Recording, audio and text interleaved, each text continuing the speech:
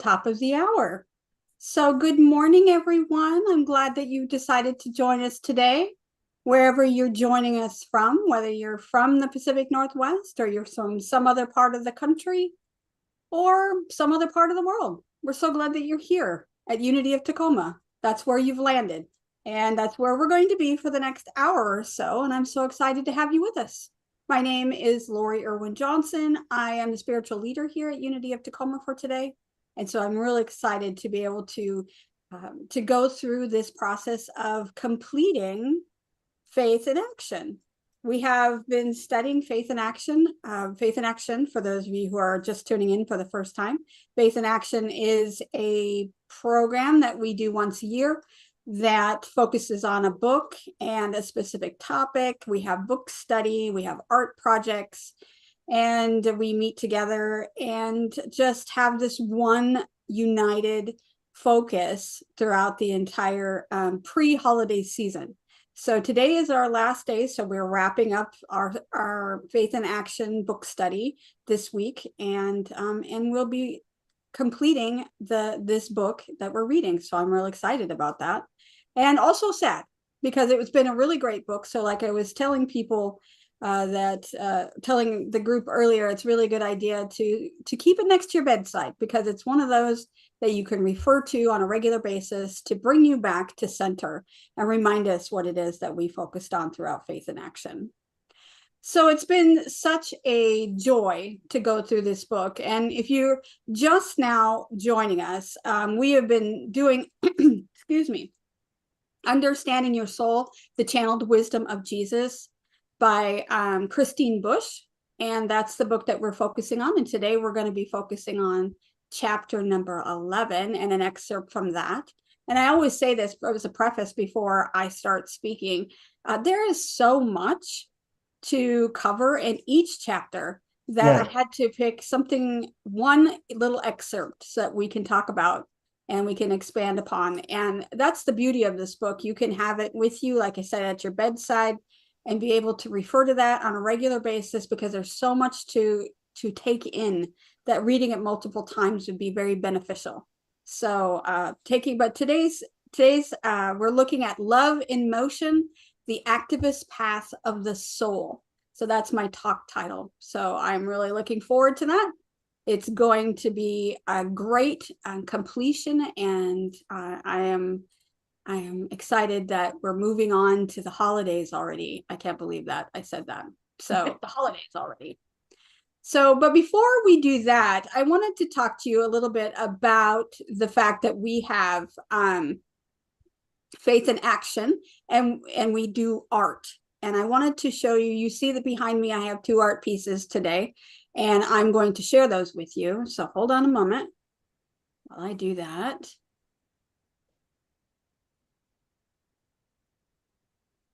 So our artist for today is Victoria. And you can see that on your screen, this beautiful piece. And Victoria is, she has this wonderful poem that she wrote that went with this piece. And Victoria, are you willing to read that? Can you open up your mic and read that? Yes, I am willing to do that. Yes.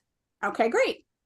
So as she's pulling that up, I just wanted to explain that each week everyone has chosen something that spoke to them. In the past, in Faith in Action, we've assigned people specific things to do. It was a project that we did together.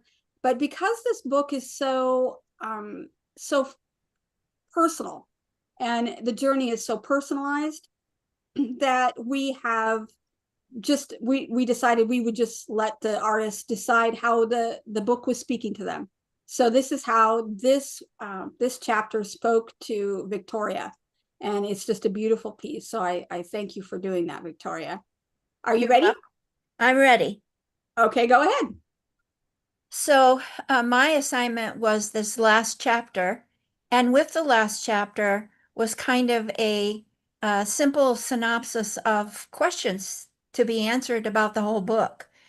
And so this poem is called Soul Energy, and that's what it is. So it begins. Our souls chose this lifetime journey to Earth, a multitude of lessons to learn on expansion's path for ourselves and with others. We learn earthly ways, the conscious mind. It assists us to cope, build, unravel, and learn on Earth. At times, it tries to compete with soul energy to no avail.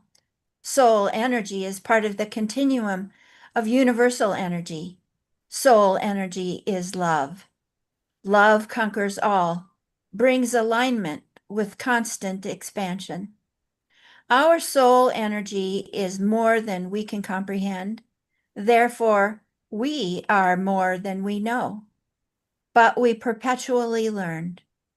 Our light within awakens us to greater good. We see more clearly, eyes wide open. Soul energy is our healing heart. We have healing powers, all of us, available upon asking and believing that it is true.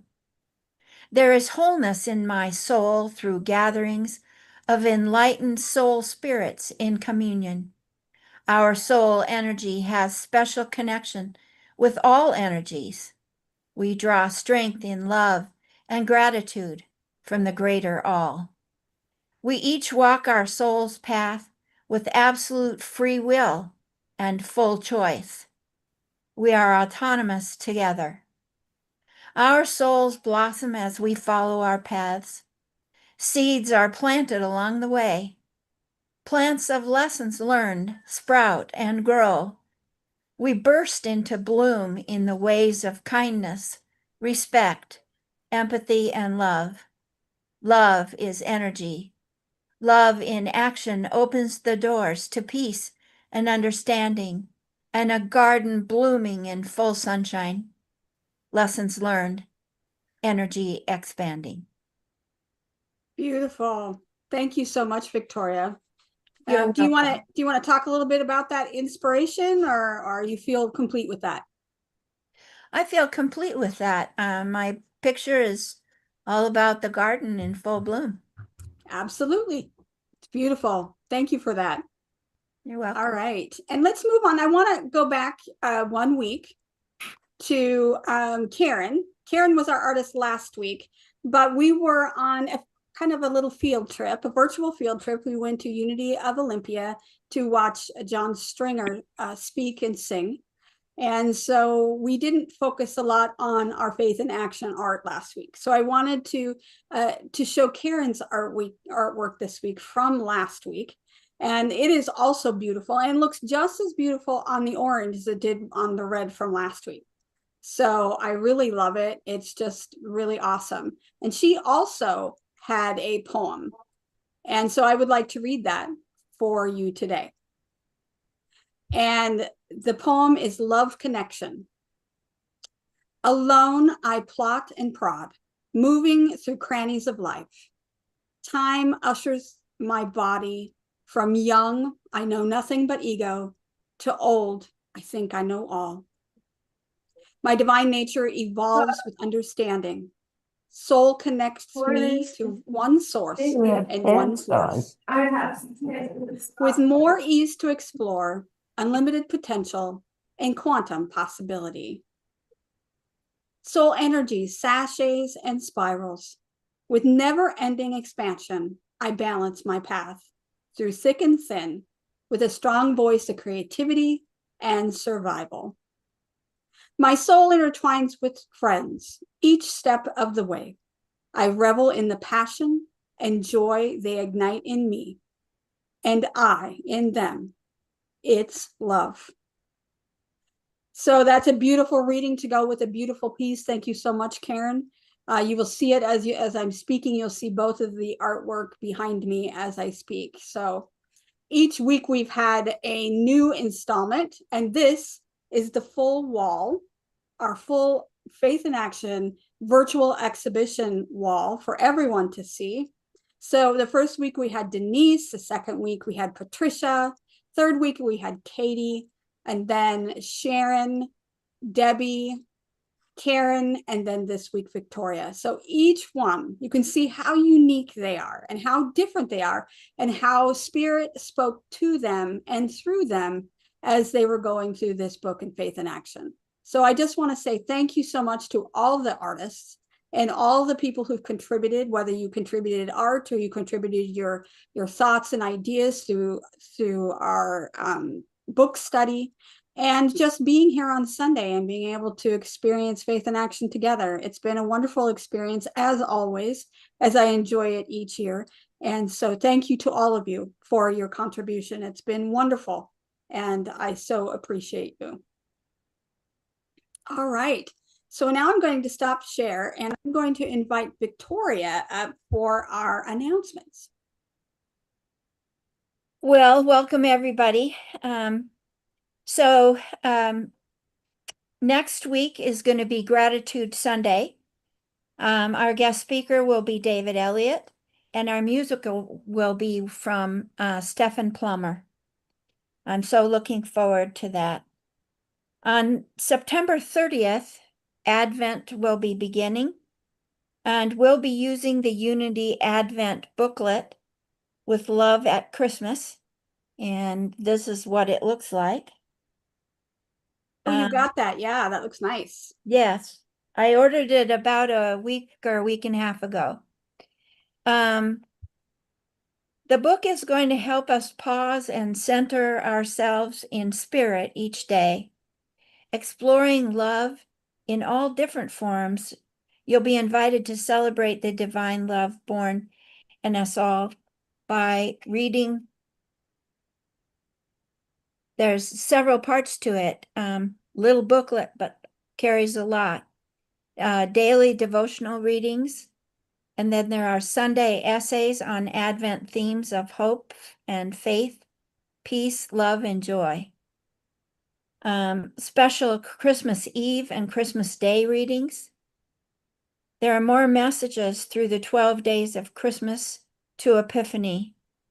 And if you'd like to order your book, go to www.unity.org/en/Advent to download or order a paper copy from Unity headquarters at www.unity.org. A reminder that on December 6th, the first Saturday of the month, we are going to be doing Sandwich Saturday at 11 o'clock at the 5401 South Tacoma Way. There's parking in the rear, and we enter at the front at the corner of that building. On December 13th, following our successful person-to-person gathering yesterday, on December 13th, we're going to be having a celebration art brunch starting at 11 o'clock in the morning. And that will be person at one of our.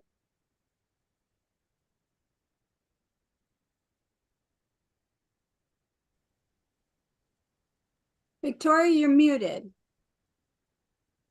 I don't know what happened. Have I been muted the whole time? No. Oh. You just all of a sudden got muted and now you're not. Well, did you hear was I muted during December 13th? You started December 13th, but give us a rundown again. Okay. So on December 13th, that's going to be a person-to-person activity called Celebration Art. And Esther and her family are hosting us, and it will be a brunch commencing at 11 o'clock. We're going to be noshing on wonderful food as usual, and we will be making art in their home setting. It's going to be a good time, and there will be more details to follow. And I think that's all I have for today. Excellent. Yes, and then next week we have David Elliott and our musical guest, Stephen Plummer, and we're going to have a gratitude service. So I'm looking forward to that, and I'm looking forward to having David back to do that. All right. Thank you, Victoria. You're welcome. All right. And so again, if you're interested in downloading your book or getting a little booklet of your own to have it delivered to your home, I would recommend that you did especially if you wanted the hard copy to start before December, because Advent starts in November this year. It starts November 30th. It's the first Sunday of Advent. And I'm going to be covering the readings and the topics that are in each Sunday. And so I would like you all, if you wanted to follow along and be inspired the entire month with the same topic, to download your book, you can either get it in a PDF format or a print copy. So just go to unity.org and type in the search. Also, you can type in the search just Advent 2025, and it'll take you right to that. All right. So let's go now into the prayer for protection. For those of you who know the prayer of protection, you can say it without looking at the screen. But for those of you who are brand new to it, will be on your screen. So let's do that. All right. So let's say it together. The light of God surrounds us. The love of God enfolds us. The power of God protects us. The presence of God watches over us. And wherever we are, God is, and all is well. So as we're sitting in this moment of prayer, let's just take a breath and settle in right here where we are, because we are in the perfect place at the perfect time, as we always are. No matter what we think, no matter where we think we should be, where we are is where we are meant to be. And if we focus our hearts and our minds and our spirit on the present moment, we're able to learn and to move and have our being within that soul's energy and be able to lift our vibration to get to a space where we are influencing our movement towards through our soul's evolution, but also being able to uplift those people around us. And even though it's not our job to do that, it's not our job to push people in a direction or guide them in a specific way. It is our job and responsibility to hold ourselves into our highest and best good. So as an example, then people can follow not only the example that they see, but the example that they feel in their experience. So it's with gratitude I say thank you. Thank you for your upliftment. Thank you for your higher vibration. Thank you for your intention. And thank you so much for your time and willingness to discover your soul's evolution. And so it is. Amen. All right. We have our affirmation, weekly affirmation. And we've had, every week we've had the names on our affirmation board of all the people that have visited us throughout the time that we've had here at Faith in Action. And so that's the wings with the names in the middle. So that's what you're seeing on the screen. But the affirmation is in the middle. So let's say this together. I embrace the power of my soul's pure energy and choose to create with love and purpose. Let's say that again because I mussed it up. I embrace the power of my soul's pure energy and choose to create with love and purpose. All right. So our reading for today is from chapter 11. And I really enjoyed chapter 11 because it kind of took everything that we'd already been doing and it kind of summed it all up. And again, it's a very dense chapter, just like all of the chapters have been. So just kind of summed it up into this wonderful little idea that I'm going to discuss today, and really kind of say, this is really what we're supposed to be doing in a nutshell. You know, everything that we've discussed, this is what it comes down to. So in the book, in chapter 11, it says, spirituality is not about sitting and meditating and connecting to your soul and then doing nothing but talking about what you have discovered. Spirituality is about connecting to your soul and then actively going forth and spreading love and to advocate for what you believe. Spirituality is not about telling others what they are doing wrong. It's not about feeling superior or speaking as though you know best. Spirituality is a point of learning. You will always be learning as you walk this path. Be humble about what you do not yet know. I'm going to say that again. Be humble about what you do not yet know. Support others in love and realize you have discovered what is best for you, not yet, never know what is best for another. That's kind of a chunky sentence right there. Support others in love and realize you may discover what is best for you, yet never know what is best for another. There you go. I said it again. This time it made sense. A spiritual path is a meditative path, a reflective path, but also a path of activism and acceptance. So what an interesting idea. When we think about it, we think about, oh, wow, what is ours to do? I mean, isn't that in unity what we're always asking ourselves? What is ours to do? Now, for those of you who know me, as a minister, I have been doing weddings for a long time. I know Victoria knows personally that I've done weddings for a long time. But I performed a lot of weddings. Over 15 years, I've done weddings. And weddings, I've done weddings on a beach. I've done weddings in a barn. I've done weddings in people's backyards, next to pools and hot tubs, in churches and in centers, and in my own living room. And that's just a few places. I've been a lot of different places. I performed a NASCAR themed wedding. I officiated in hay while I was standing in a barn where the chickens and pigs were just right outside the door.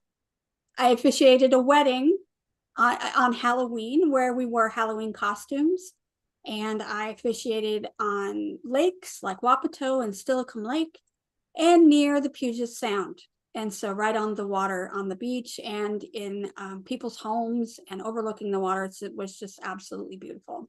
So there were many different ways where I helped people to say I do and to move into a space where they feel love and they have a partner to share that love with. But in each of those weddings, there is always the same thing that goes underneath all that is said and done.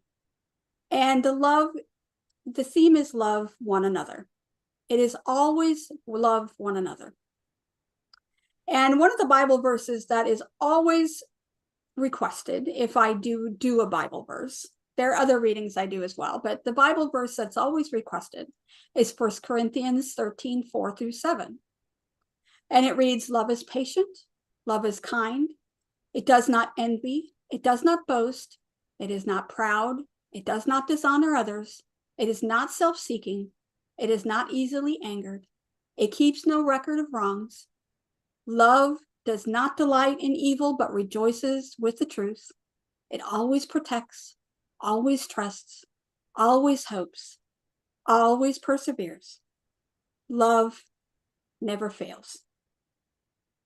And it's a beautiful verse in and of itself, but it's very popular in weddings, and you can tell why.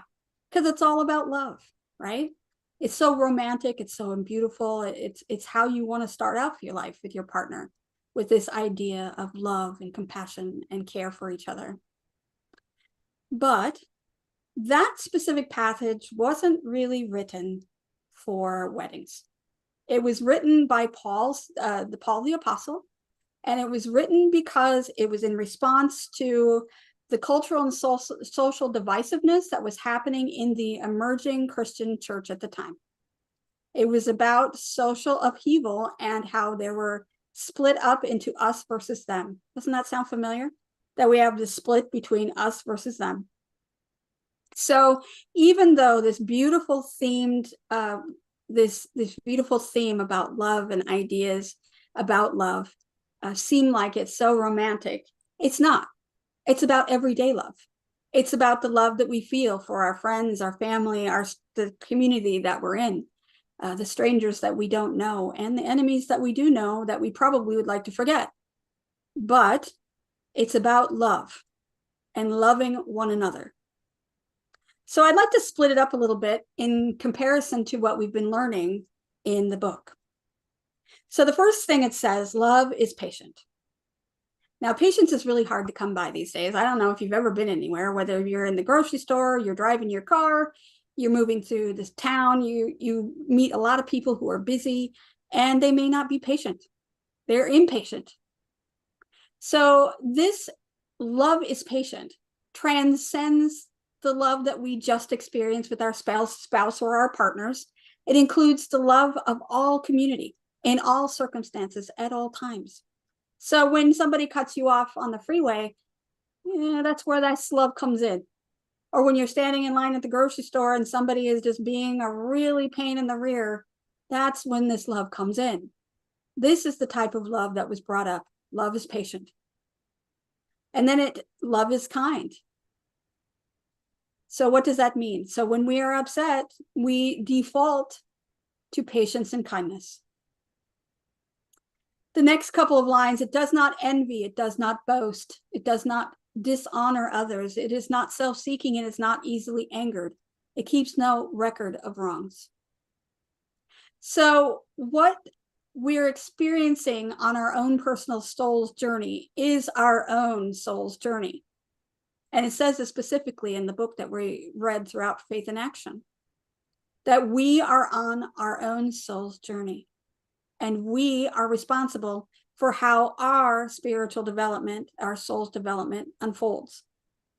But we are not responsible for the unfoldment of someone else's journey. Not that we can't move with them, or we can't hold them in love and light and hold them in a space of their own divine energy and being able to help uplift them by showing them that we can do that ourselves. But in essence, it's not our responsibility to take care of them. It's not our responsibility to say, you know what, you're doing it wrong. It's not our responsibility to say, you should do it like this because this works for me. That's not the way it is. We're not proselytizing. We're not telling you that the only way to salvation is our way. We are here to hold love in space for everyone. And so our spiritual path, our soul's evolution is not above or below anyone else's. So it's neither better nor worse than the experience that someone else is doing. It just what it is. So it keeps no records of wrongs, and it's not easily angered, just like it says in the scripture. The next couple lines in the scripture, love does not delight in evil, but rejoices with the truth. It always protects, always trusts, always hopes, and always perseveres. And that's what we know what truth is. And that's what the book has talked about. We know that it is trusting, it is hopeful, it is eternal, it's always evolving, always changing, always hopes, always perseveres.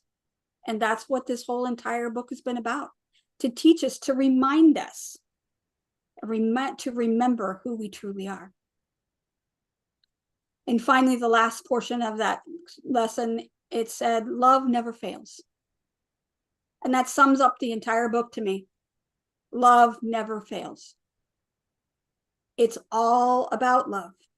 All that we have, all that we receive in this world is all about the love that we give and that we accept.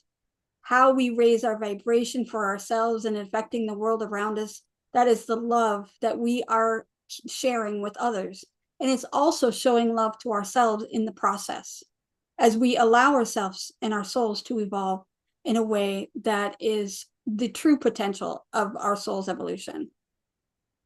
So our excerpt from chapter 11 described a lot about love and how that vibration, that spiritual love, what it looks like in our real world, and how we share that with our community and in our real lives. In the scripture, in the book, it says, love is a journey from silence into service, from awareness into action, from personal transformation into shared compassion. So the book is constantly reminding us that we are not only awakened within us, but we are awakened to our love in motion in this world. So even though we have this inner idea of what our spirituality is, there's more to it than that. So our spirituality begins in our stillness, but we can't stay there. So when we go into prayer, when we go into meditation, when we're looking for that inner guidance, We know that it's important to enter into that silence to get there. We know that that silence is very important to be able to hear the soft whispers of God. We are inspired by Jesus and his invitation. It says, when you pray, go into your room, close the door, and pray to your Father who is in secret. That's Matthew 6:6.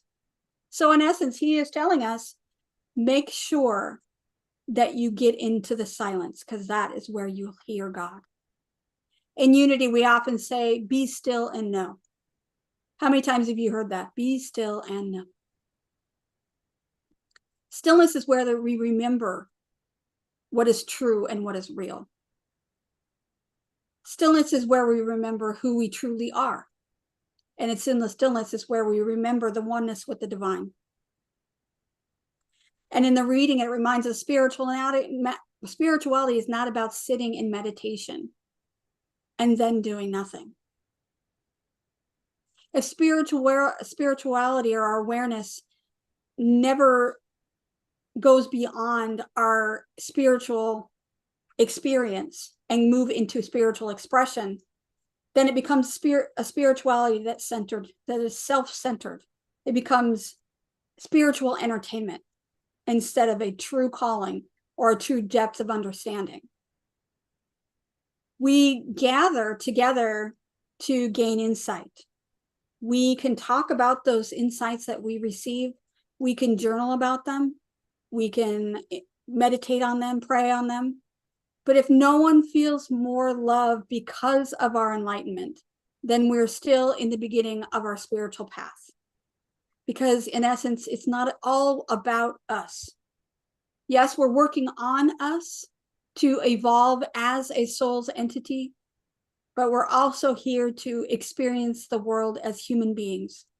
And as we're working on ourselves, we are uplifting those around us, and we're sharing those spiritual experiences with those around us, not by dictating, but by showing, by example, and just by being that higher vibration that people can feel. Now, Jesus prayed every time he prayed in silence. So whether it was he prayed alone, he moved away from the crowd, he prayed alone. But when he came back to the world, he fed the hungry, he healed the sick, he uplifted the marginalized, and restored dignity to the people that needed it, and pulled them back into the space of love. So meditation and prayer, that's not the finish line. That's not where we end up. It's a launch pad, for example, for the sacred service that we're called to do. That love that we experience is not passive. Love advocates, it protects, and it acts. In the reading, it continues to say spirituality is about activity going forth to spread love and to advocate for what you believe. So love isn't merely an emotion or some sentiment that we experience with our partners or our loved ones. It's not something that we keep hidden in our hearts. Love has hands and feet. When they talk about, I am the hands and feet of God, love has a voice, and love has courage. Unity has always understood this. When inequality was a thing, and it's still a thing, we see it now, but when it was more prevalent, especially for women in ministry, Unity hired women into leadership and ordained them. When there was segregation, Unity Village opened up their doors to all people to sit at the same table and to experience and enjoy the communion of each other's presence. When justice needed to be brought forward into our consciousness, then Unity did that, and it continues to do that in our teachings, in our prayers, in our meditation, in our love for one another, and with our connections. So why did we do this? Why does Unity do this? Because our love and soul's evolution demands that we do that. And that's what the book told us over and over. Love doesn't say we are now at peace. when there really isn't any peace. Love doesn't turn a blind eye to the suffering, and it doesn't shrug and say, well, that's none of my business. Love steps in, love speaks up, and love advocates with tenderness, yet firmness. So I'm going to say that again, tenderness and firmness. So we can be tender. We can also say, you know what, that behavior is not acceptable. Love shows up. Love says we are the hands and feet of God, like I said before, that we are the heartbeat of love in motion. This is the call to unity. And this is not an escape from the world. It's not toxic positivity. It's not something that we go around with our blinders on, not seeing what's happening around in the world. But it's an idea that allows love to transform the world. The passage reminds us that I read, you will always be learning as you walk this path. Be humble about what you do not yet know. Isn't that interesting? Because when we get to a point where we feel our vibrations are high and we lift our heads up and we have our shoulders back and we're feeling really great, and sometimes we get our spiritual egos step in. I don't know if you've ever had that experience, but as spiritual leaders, it's hard. The ego has its own agenda, and so you have to keep it reined in. So being spiritually humble is really important, and it's not about being weak. I think people think they attribute weakness to humility as being weak, and that's not the case at all. It's not about weakness. The moment we think that we have it all figured out is the moment we stop growing. So I always tell my students that if you think you know, you don't. So it's time to keep learning. There's no graduation on the spiritual path. We never get to a point where we've made it. We are all lifelong learners on the spiritual journey. And love tells us over and over again, there is still more to understand, still more that we can become involved in, and still more that we can discover. Humility also reminds us that there's no spiritual hierarchy. And I notice that there is a lot of that still going on in the world, even though we advocate for togetherness and unity and wholeness and a holistic point of view of the world.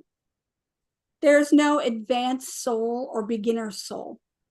We are just all souls on the journey, on some spectrum, doing something that is necessary for our own personal soul's journey. Only souls that we have in ourselves is the soul we're responsible for, and that's the soul that we can take steps with. It was the mystic Meister Eckhart that said beautifully, there is a light in the soul that never goes out. Every soul is learning how to let this light shine a little bit brighter. And everyone is on a spectrum of their journey. Everyone is on a different space. So this is the most important and yet freeing part of it. You may discover what is best for you, yet never know what is best for another. You may discover what is best for you, yet never know what is best for another. And I think that without judgment, without saying this in a judgy way, that we need to remember to remain humble, because we have the right answer for ourselves. We've found our spiritual path. We are on our journey, and we are good in that space. Not that we don't tell people what we know or about unity or what it is we're doing here at Unity, but we also know that some people are not there. That's not where they are, and we need to be okay with that. We need to remember that everyone is on their own Christ journey. And Unity teaches us that to follow the Christ that's within us. But we're not asking people, or anyone is not asking us to follow someone else's version of Christ, because we only know our own version of Christ. And that person sitting next to you has their own version of the Christ consciousness, or the Christ as Jesus as represented, or whatever it is that they feel that consciousness is. When you try to dictate other people's spiritual journeys, we involve ourselves in a learning process that isn't meant for us. It isn't ours. Love doesn't boss people around. It doesn't assume that we know better. And it honors every soul's autonomy, as Victoria was saying in her reading, that we are all autonomous together. So even though we are connected as one, we still have our own soul's journey to work with, and to focus upon. So keep moving in that direction. We can offer support for others. We can pray for encouragement. We do not control anyone else's growth, though, and we need to remember that. So when we're thinking about someone in prayer, we are holding their greatest good. Their greatest good. Whenever we say that in unity, we're looking for the right and divine opportunity and experience for you on your journey. That's what we remember each and every time. Not what I think, not what I've experienced, not what I believe would be best for you, because I am not on your soul's journey. You are. And so when I say, I honor the Christ within myself, or when you say I honor the Christ within you, when we say namaste, we are actually honoring the Christ that is within that individual as we recognize our own divinity. But we're not saying that we are sharing the same path, because we're not. We have our own individual journeys that connect on that higher continuum. So it may sound confusing, but it's really not when you think about it. We're all branches of the same tree. We're just moving in different directions. And eventually we will all reach the same roots and the same grounding and the same earth and everything that's in the tree. So remembering that we are all connected, we're just a different branch. So there's so much to think about when we think about love. Love is about accountability. It's about balance. So you might hear someone talk about acceptance, that we accept someone else. And I think that acceptance is really important, because that also means that we need to accept people where they are, even if we don't agree with them. And that's the hardest part. When we believe that someone is on the wrong path, or doing the wrong things, or acting the wrong way, or not being appropriate, or whatever it is, maybe even detrimental to other people, acceptance means that we let go of our judgment of that behavior. We're not condoning the behavior. We don't let it go unchallenged. But the reading is really clear, and in the book that we've read, spirituality is not about telling another person that they are wrong. It doesn't say don't address the harm, but it does say do not address the harm from a place of superiority. So we are looking at behavior we don't want to see, but we need to do that from a place of love, a place from compassion, a place of kindness, and remembering that wherever they are on their journey is for them. And it's us to say, maybe give them the experience of saying, I disagree with your behavior, but it is not up to you to make sure it's changed. It's up to you to speak your mind. But in the end, it's up to you to take care of your own vibration and your own soul. Remembering to uplift yourself will uplift others, and that's your responsibility. In Unity, we teach that we judge the behavior, not the being. Have you heard that before? We judge the behavior and not the person. We challenge the action while honoring the soul. So whatever it is, their behavior there is, we still honor the soul within them. The Christ within them is still there. That's what Jesus did over and over and over in all of his stories, in all of the interactions that he had, in many different avatars, not just Jesus, but the Buddha and all different faith traditions. They see the divine in each and every person. So they healed, they helped, they supported, they showed the way, they taught, and they let everyone in. And it wasn't up to them to decide for you. It was up to them to show you. It is up to you to learn. Compassion holds us to accountability. It keeps us so we don't lose sight of our own soul. It says, I love you too much. I love you too much to let you go down this path, to forget who you are. So when we're being accountable for ourselves and we say, you know what, I love you too much to allow you to go down this road, or to make this, to take this turn, you can say those words, but it's not up to you to change them. It's up to them to accept. It's up to them to say, okay, I will look into that, or I will take that to heart, or I will pray on that, or I will do whatever it is that they need. Once you give them the I do not accept your behavior, then you go into prayer, meditation, you hold yourself higher. You allow your own vibration to rise. And that is where you do the best good. So let's think about a couple of things that we can do to really bring this into some kind of practice that we can take as we move away from this book and as we move into the rest of the year. So how can we really take these and make it a spiritual practice, everything that we've learned? And I've broken it down into 3 different steps. So the first thing we're going to do is ask before you act. Ask before you act. Before you respond to life in any way, just ask, is what I'm about to do rooted in love? And if it's not, then wait. Take a breath. Reset. Re-choose. Reframe. Allow yourself a moment to take a breath and to be. And wait for that still small voice to give you the right answer. So just take a moment and rest. Ask before you make an action, before you move forward. And if there is a hesitation or there isn't an answer, then wait. Just sit and wait. Or ask and allow it to be, move about your day and look for the answer.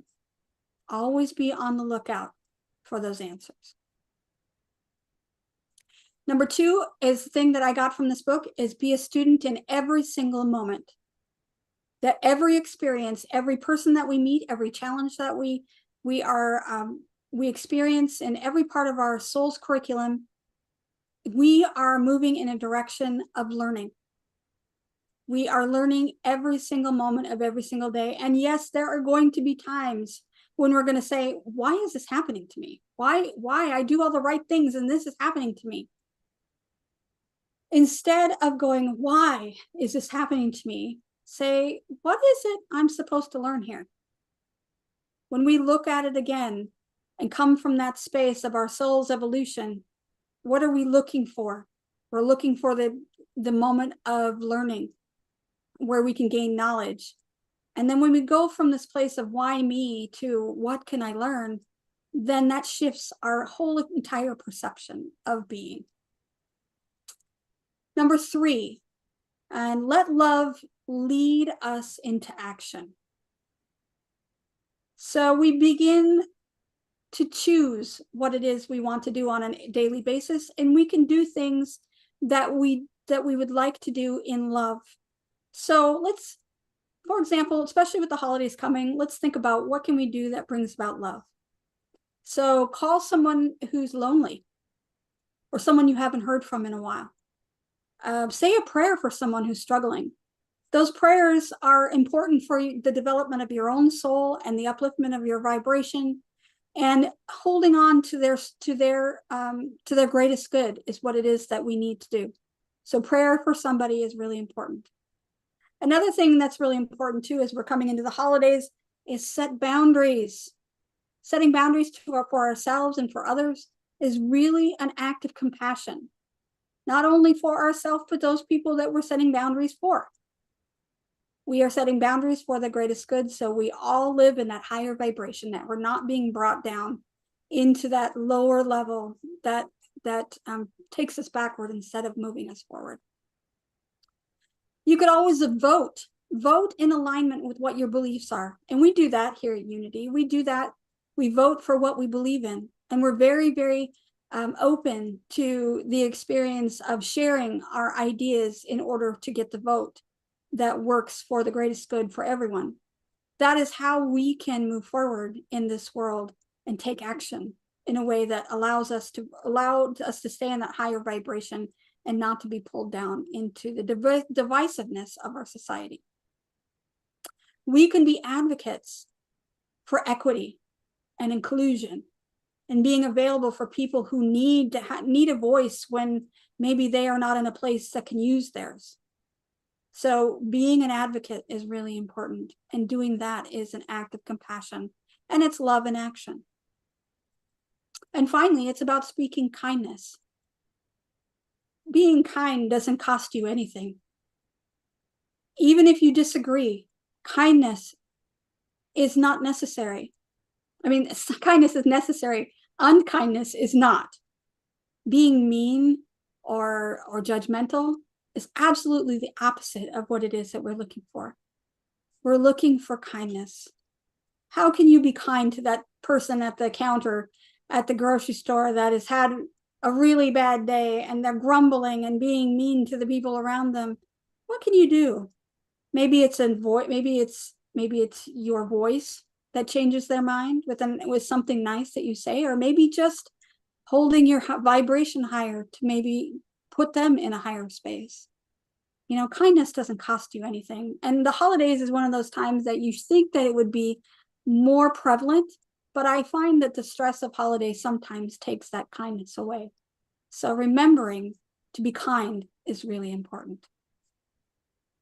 So love multiplies when we are at our center, when we are working from our soul's evolution, we're working on ourselves, we're in that higher vibration. And then we move from ourselves and take that love out into the world in action. Love multiplies through our motion. And even the smallest acts of kindness can go way beyond anything that we may have ever expected. And we may never see the results. You are a soul. You're eternal. You're luminous. You're growing all the time. And that's what this book has always taught us. That has always been the main focus as we've gone through it. And as we've been through Faith in Action, we have learned more and more about our own soul's journey, about how we affect ourselves and how we affect the world around us, and what is ours to do, and to give us that patience and that love and that self-kindness when we need it, so we can go out into the world and give that compassion, love, and kindness to others who are in need of it. So I go back to my scripture lesson again, and I'm going to read it again after my talk. So it may mean the same, or it may mean something different. Love is patient. Love is kind. It does not envy. It does not boast. It is not proud. It does not dishonor others. It is not self-seeking. It is not easily angered. It keeps no record of wrongs. Love does not delight in evil, but rejoices in the truth. It always protects, always trusts, always hopes, and always perseveres. Love never fails. So I want to thank you for taking this time on this Faith in Action journey as we've gone through this book. It's been a wonderful journey. And as many have said, it's been a book that needs to be revisited over and over again. And it definitely is at my bedside all the time. And I pick it up whenever I need some inspiration. So I hope that this book takes you through the world as you move into it, and also as you move into the holidays, because I think revisiting it again and again as we are challenged and we're inspired or anything like that, when you open it up and you do something called Lectio Divina, and you pick it up and you say, okay, so I'm going to open up this book and I'm going to open up to a passage and I'm going to read that. And that Lectio Divina means divine reading. So when you're opening up the book and the reading is in front of your face, That is what your mind and your soul and your heart needs right now.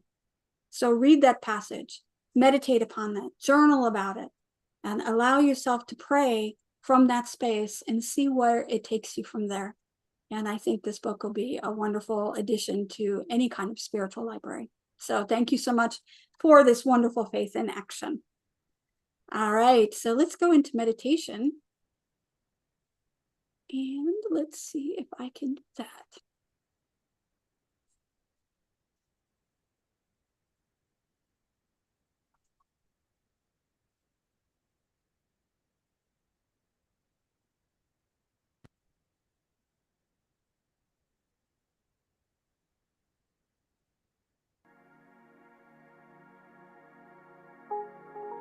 Let's settle in.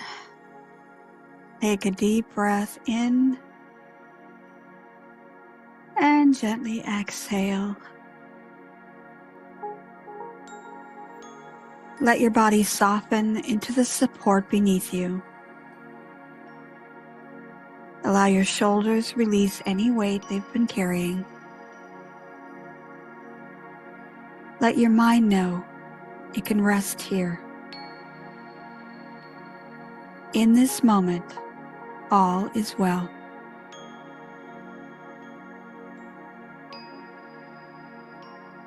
Breathe in peace and exhale release.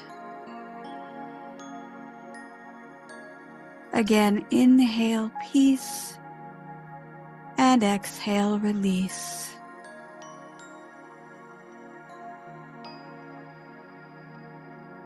Now bring one hand to your heart and feel the warmth there. Feel the presence. Feel the moving within you. This is your soul, your eternal, radiant source of love and wisdom.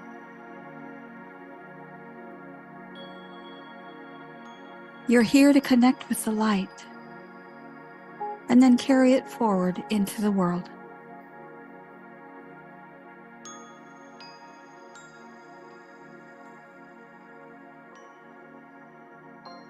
Imagine a soft glowing forming in your heart,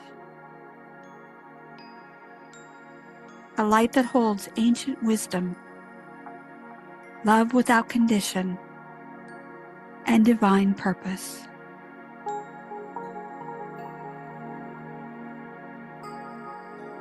See this light expanding gently, filling your chest, your arms, your entire being. You are filled with love.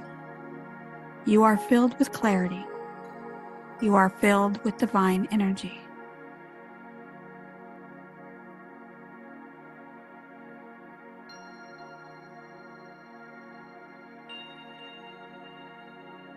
Now imagine that this light begins to move beyond you, out into the space around you, out into the community, and into the world.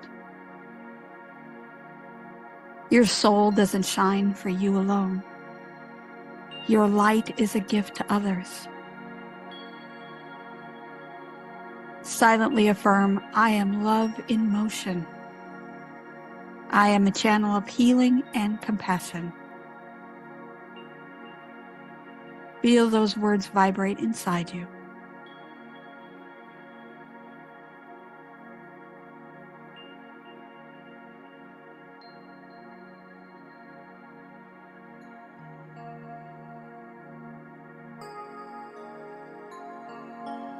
Bring to mind someone who's easy to love, a person, an animal, a guide, someone who brings you warmth and compassion and kindness. See them bathed in this radiant light and send them blessings. May you feel peace. May you feel love. May your path be blessed. And hold on to that feeling for just a moment.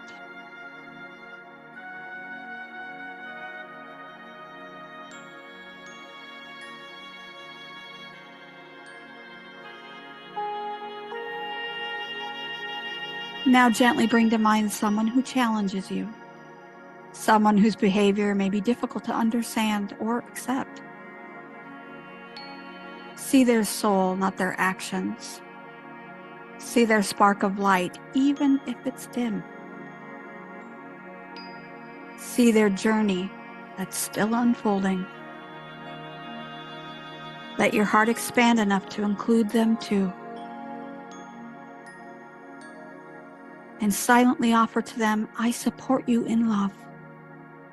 Your path is sacred too.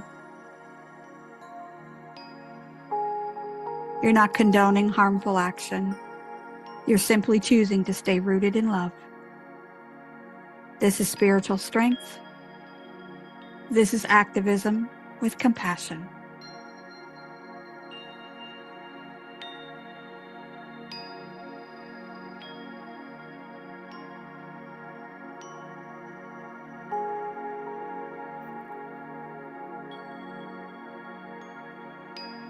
Now imagine your light expanding again, joining with the light of every soul on earth. Millions of points of light, each one learning, growing, evolving. No soul above or below. All souls beloved. See that collective light rising, brightening the planet with love, with acceptance, with possibility. And repeat within, as I expand in love, the world is lifted. Pause and feel that truth of love.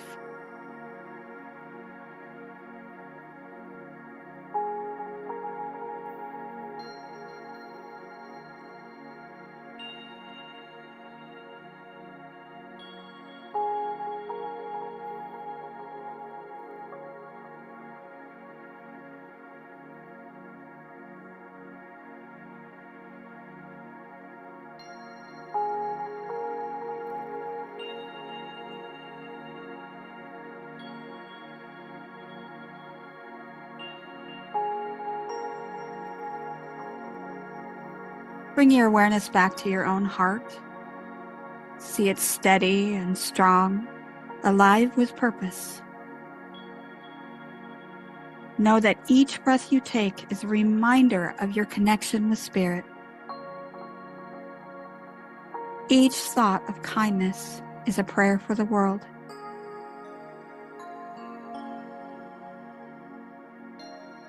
Each step, rooted in love, becomes an action of spiritual activism. You're here to shine. You're here to bless. You're here to grow. Always learning. Always expanding. And you're doing it beautifully.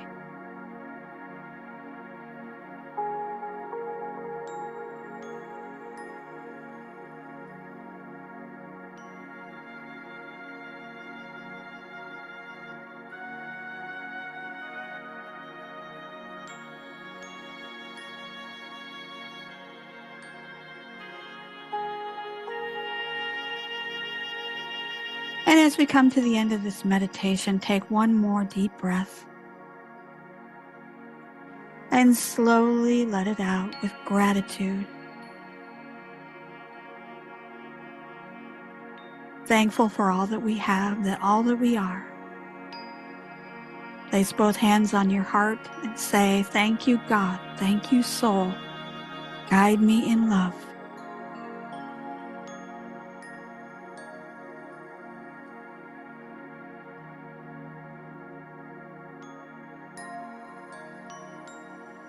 As you take another deep breath in, allow your eyes to gently open when you're ready, returning refreshed, empowered, and grounded in truth.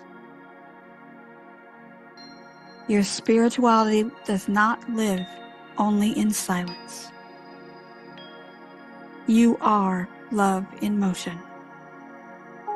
And so it is. Amen.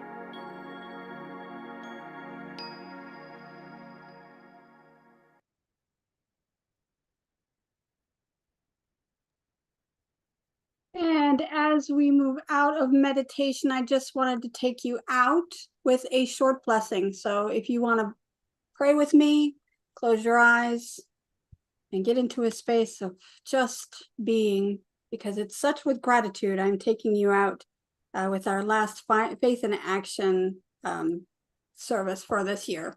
So let me hold on just one second. My notes are not working. I lost my mouse this morning, so I'm doing everything on the trackpad, which doesn't work as well. I just want to say, okay. Your meditation connects you to the source. Your action expresses the source into the world. You are here not just to feel the light, but to be the light. Not just to speak about love, but to embody love. Not just to learn the path, but to walk it. So as we go forward today, carry this blessing. May your heart stay open. May your spirit stay humble. May your hands stay active. And may your soul stay expanding.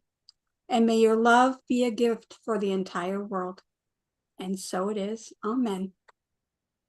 I want to thank you all again for this wonderful Faith in Action. And as we end today, I would just like to say it's time for us to have a discussion. So